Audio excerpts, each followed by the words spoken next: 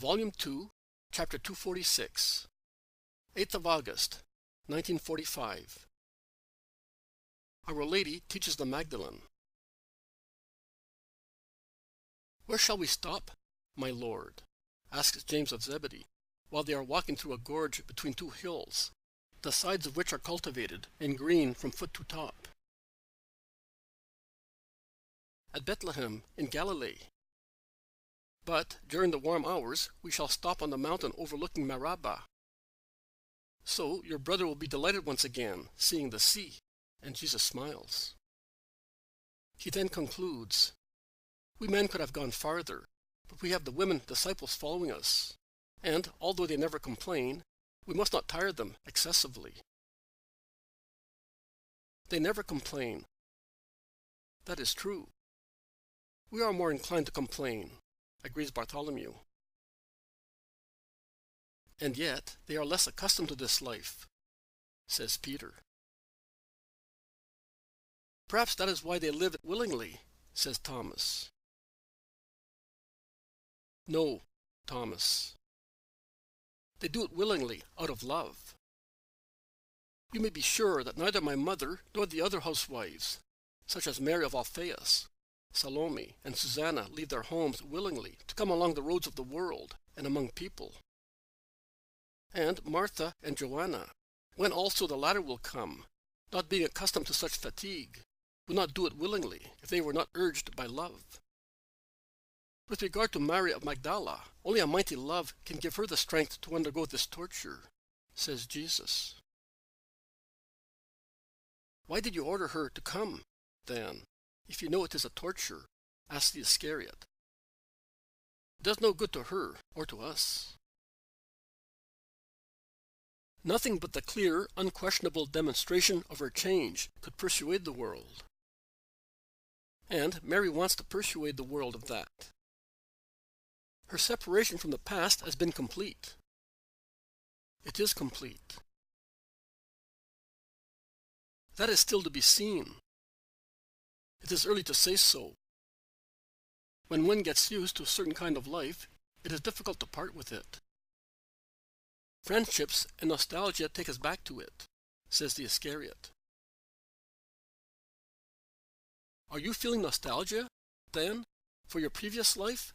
Asks Matthew. No, I was just saying, I am I, a man.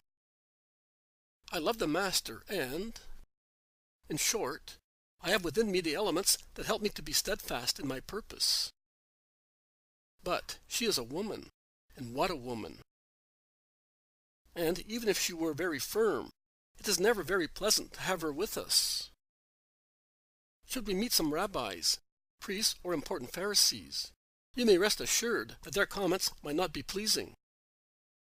When I think of it, I blush in advance. Do not contradict yourself, Judas. If you have really broken off with your past, as you say, why do you regret so much that a poor soul should follow us to complete her conversion to good? Out of love, Master. I do everything out of love, too, for you. Improve your love, then. Love, to be really such, must not be exclusive. When one can love only one object, and cannot love anything else, even if one is loved by what one loves, it is clear that that is not true love. Perfect love loves, with due gradation, all mankind, and also animals and vegetables, stars and water, because it sees everything in God. One loves God, as is proper, and one loves everything in God. Be careful. Exclusive love is often selfishness. Endeavor, therefore, to love everybody else out of love. Yes, Master. The subject of the discussion is in the meantime proceeding beside Mary with the other women, and she is unaware of being the cause of so much talk. They reach and go through the village of Japhia, but none of its citizens shows any desire to follow the Master or detain him. So they proceed, and as the apostles appear to be worried about the apathy of the place, Jesus endeavors to calm them. The valley runs in a westward direction, and another village can be seen lying at the foot of another mountain. This village, which I hear being called Meribah, is also unconcerned. Only some children approach the apostles, while they are drawing water from a clear fountain leaning against a house. Jesus caresses them and asks their names, and the children ask his, who he is and where he is going. Also an old, bent, almost blind man approaches them and stretches out his hand to receive alms, which is, in fact, given to him. They take to the road again, climbing a hill, the one lying across the valley, into which flows its little rivers, now reduced to a trickle of water, or to stones parched by the sun. But the road is good and runs through olive groves first, and then through other trees, which intertwine their branches and form a green gallery over the road. They reach the top, which is crowned with a forest of rustling ash trees, if I am not mistaken. And they sit down there to have a rest and some food. And while eating and resting, they enjoy a delightful sight, because the view is beautiful, with the Mount Carmel chain on their left, to the west. It is a very green mountainous chain, in which all the most beautiful shades of green are present. And where the mountain ends, there is the sea, a shining, open, endless sea, stretching with its surface lightly rippled by little waves towards the north, washing the shores, which, from the promontory formed by the last ramifications of Mount Carmel, extends towards Ptolemais and other towns, and then fade away in the mist near the Syro-Phoenician coast. It is not possible to see the sea south of the Carmel promontory, because it is hidden by the chain of mountains, which is higher than the hill where the apostolic group is gathered. Hours go by in the shade of the airy rustling wood. Some sleep, some speak in a low voice, some watch. John leaves his companions and climbs up as high as possible to have a better view. Jesus retires to a thicket to meditate and pray. The women have withdrawn behind a hedge of honeysuckle in bloom and have refreshed themselves at a tiny spring, which is reduced to a trickle and forms a pool on the ground, as the water is so scarce that it cannot flow away. The elder women, being tired, have fallen asleep, while the Blessed Virgin, Martha and Susanna, talk of their faraway homes, and Mary says that she would like to have the beautiful shrub in bloom to adorn her little grotto. The Magdalene, who had let her hair down, as she could not stand its weight, puts it up again and says, "I am going to John, now that he is with Simon, to look at the sea with them." "I am coming, too," replies the Blessed Virgin. Martha and Susanna remain with their sleeping companions. To reach the two apostles, they have to pass near the thicket where Jesus has retired to pray. "Prayer is my son's rest," whispers Mary. The Magdalene replies to her, "I think that it is essential for him to be alone in order to keep his wonderful control, which the world puts to hard tests." "Do you know, Mother, I have done what you told me. Every night I seclude myself for a more or less long time to restore within me the calm which many things upset. And I feel much stronger afterwards.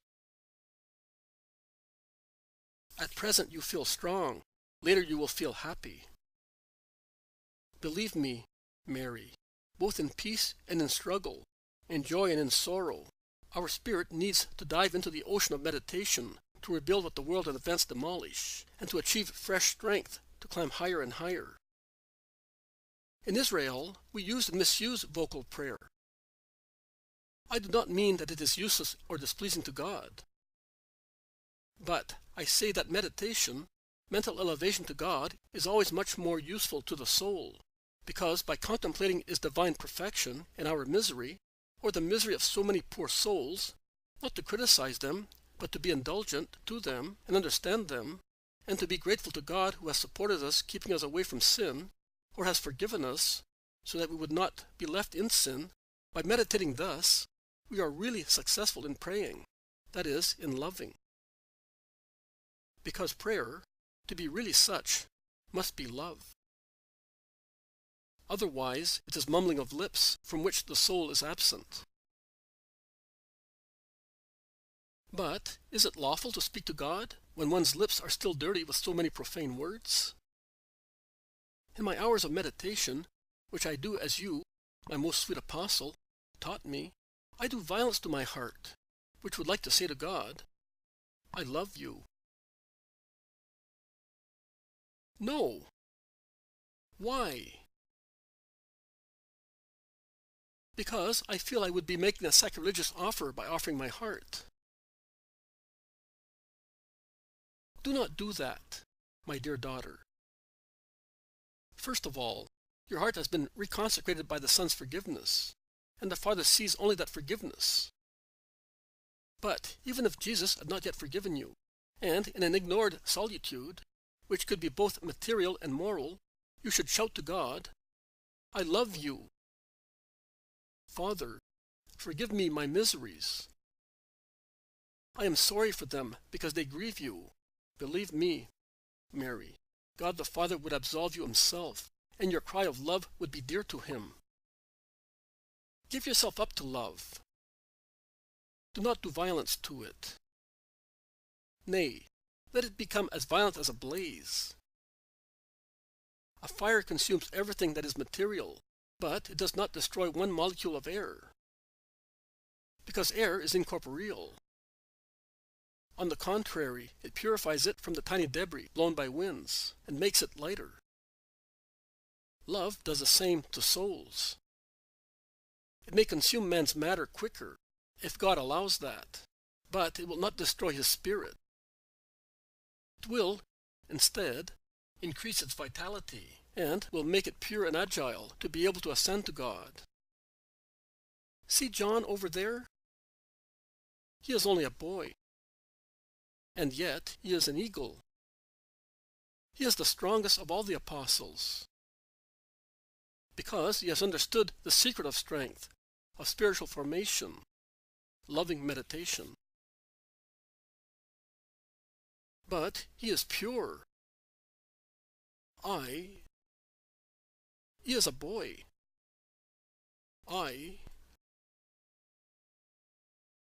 Look at the zealot, then. He is not a boy. He has lived, struggled, hated. He admits it frankly. But he has learned to meditate. And he, too, believe me, is well high up. See? They look for each other, those two, because they feel they are alike.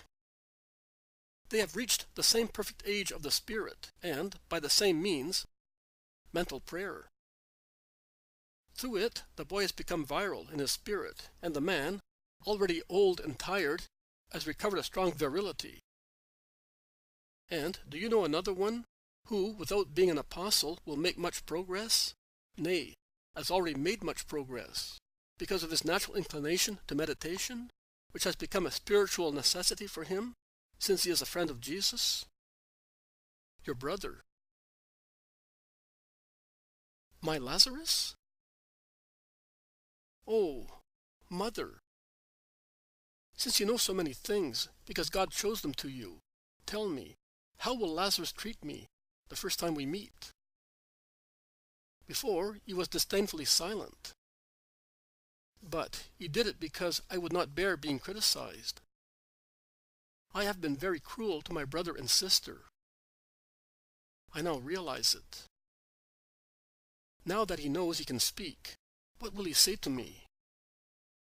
I am afraid of his frank reproach. Oh, he will certainly remind me of all the grief of which I was the cause. I would like to fly to Lazarus, but I am afraid of him. I used to go there, and not even the memories of my dead mother, her tears, which were still warm on the things she had used, tears which she had shed for me, through my fault, would upset me. My heart was cynical, shameless, deaf to every voice, except to evil. But now I no longer have the wicked strength of evil, and I tremble. What will Lazarus do to me? He will open his arms to you, and he will call you, more with his heart than with his lips, my darling sister. He is so formed in God that he can but behave thus. Be not afraid. He will not say one word about your past. It is just as if I could see him. He is there at Bethany, and his days of waiting are very long for him. He is waiting for you, to clasp you to his heart, to sate his brotherly love. All you have to do is love him as he loves you, to enjoy the happiness of being born of the same womb. I would love him even if he reproached me.